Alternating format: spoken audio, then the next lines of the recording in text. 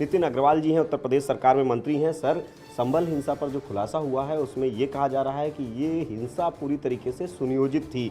ये आपसी वर्चस्व की लड़ाई तुर्क और पठान के बीच में थी। देखिए, ये फैक्ट्स अब सबके सामने आ गए हैं।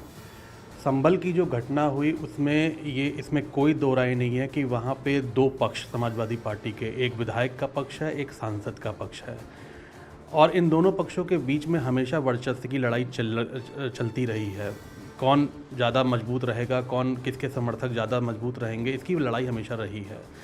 और ये जो संभल में दंगा हुआ या जिन लोगों ने दंगा किया उसमें दोनों पक्षों के समर्थक शामिल थे, मौजूद थे, और अपनी वर्चस्व की लड़ाई के कारण उन्होंने संभल में दंगा कराने का प्रयास किया। वहाँ पे गोलीबारी हुई, वहाँ पे उनके एक समर्थक ने गोलियाँ चलाई, दूसरे समर्थक को गोली लगी, पत्थरबाजी की गई।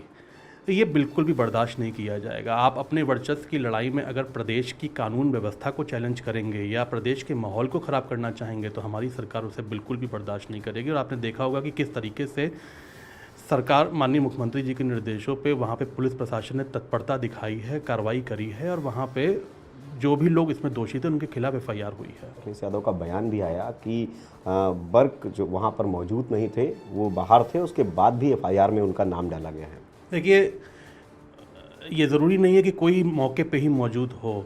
ये तो बात स्पष्ट है कि उनके कहने पे, उनके भड़काने पे उनके समर्थकों ने वहाँ पे माहौल को ख़राब किया है।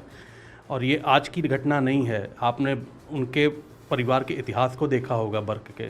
उनके दादा भी जब सांसद थे तो किस तरीके की बयानबाजी उनके यहाँ से आती थी, कैसे वो तालिबानियों को स्वतंत्रता संग्राम सेनानी के नाम से बोलते थे।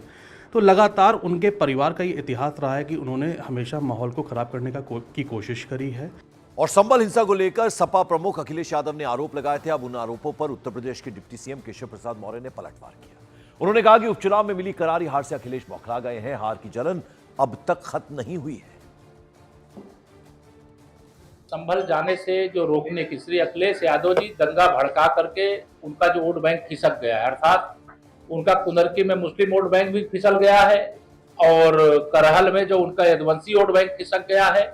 इससे वो बौखलाए हुए, उनको जो मिर्ची लगी है उपचुनाव के परिणाम को लेकर के, उसकी जलन उनको समाप्त नहीं हुई है। इसलिए संभल में जो हो रहा था वो कोर्ट के आदेश से केवल कमीशन सर्वे कर रहा था और उसमें समाजवादी पार्टी से जुड़े हुए लोगों के नाम आ रहे हैं। उस पर मैं कुछ बोलूंगा नहीं क्योंकि जांच का विषय है, लेकिन अभी वहां जाने की आवश्यकता नहीं। जहां बवाल मचा हो, जहां कई लोगों की मतलब बवाल में मौत हो चुकी हो, ऐसे समय में वहां जाकर के वो राजनीतिक रोटी सेकने का प्रयास कर रहे हैं।